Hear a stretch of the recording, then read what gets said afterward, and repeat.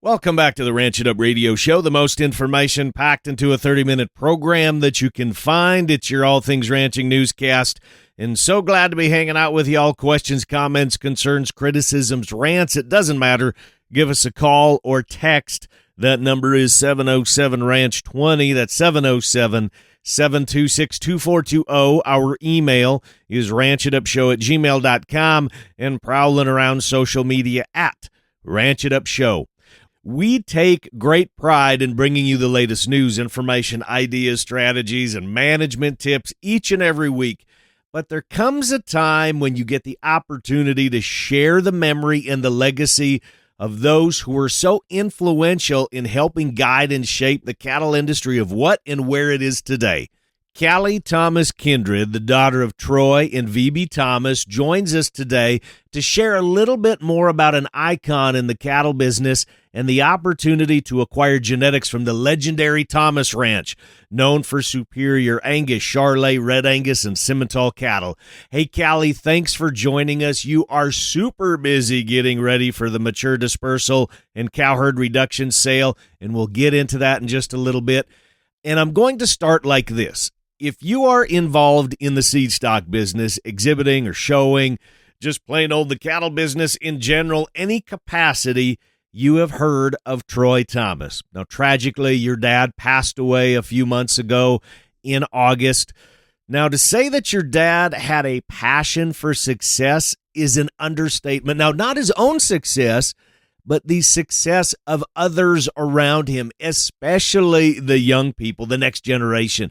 So let's start there with this tribute to your dad, Troy. At the funeral or just reading through stuff on Facebook, my dad really had a passion for helping young kids out or people that were trying to get a start. And you could just see how many people he affected and really had an impact on their life. And that was just something that he was really good at, was making a relationship with those kids and helping them get their own program going. And there's a lot of people now that we see in our industry and stuff that bought their first heifer, bought a really important heifer, something like that from my dad. And it was neat to hear everyone's stories and just get an idea of how much he really did impact a lot of people. I would say that he was a man who did what it took whenever it was needed. I think he was well known across the nation for being a great breeder of cattle, and a lot of people really valued his evaluation of livestock. There's a lot of people who, know him from going to cattle shows or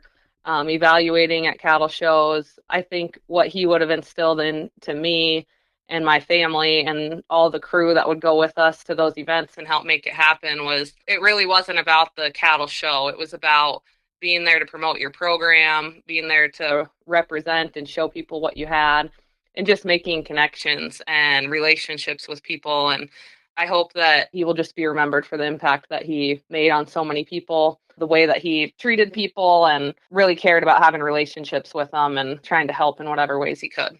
So what are some memories that you have about your dad kind of growing up? We're like, oh, I remember when I did this with a loader tractor and boy, he come down on me. What are some of those memories that you have that you think back about your dad and you hear these other stories from people that really resonate with you?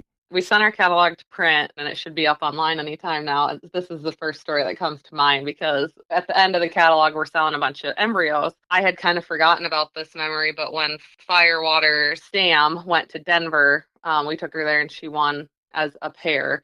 I had shown her, I had actually bought her from my dad. That's what he had us do as kids. Bought her for $800, showed her. Him and my mom both kept telling me, just don't worry about it. She's going to be a great cow. She's going to be a great cow. We loved her, but she didn't seem to do as good at the shows as we thought she would. And they said, don't worry, she's going to be a great cow. So we went to Denver and we had her as a pair with a heifer calf on her. My dad had told me when we went to Denver that, hey, we're going to have to sell either her, the heifer calf that's on her, or Firewater. So just be prepared. We're going to sell one of them. And I was 14, I think, at the time. So I didn't really like that, but I said, okay, yeah, I didn't like that idea at all. Yeah, he's teaching you about the business. And so the day of the sale comes around and Troy sold all three of them. Uh-oh.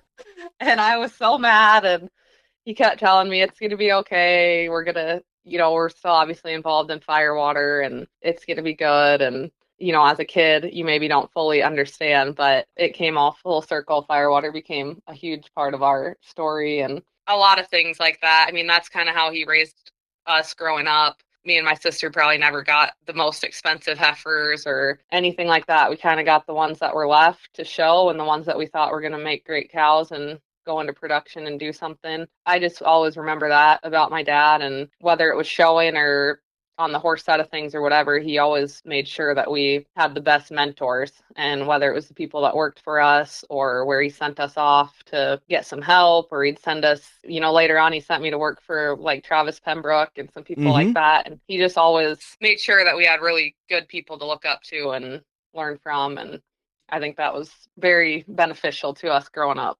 Callie, your dad, Troy, was one of the greatest cattlemen I have ever known, but I'm not the only one to say that, and it may be a little hard and yet very prideful hearing how so many think of your dad that way. Yeah, I think it really sets in when you have so many people either messaging you or the sheer amount of people that showed up for that funeral and prayer service, and to have that many people that have so much prestige and honor in the industry, they're in one room that all showed up for us. And there's been so many of them that have reached out and offered to help us, given their advice, and even a lot of them that have showed up to help us pull off this cow sale. Just how many people from across the whole United States were there and what an impact he had on them. It really makes you think, wow, like you said, like you get to be around him every day and you get to talk to him every day, but everybody coming together for those couple days really did give us a understanding of how many people he made an impact on.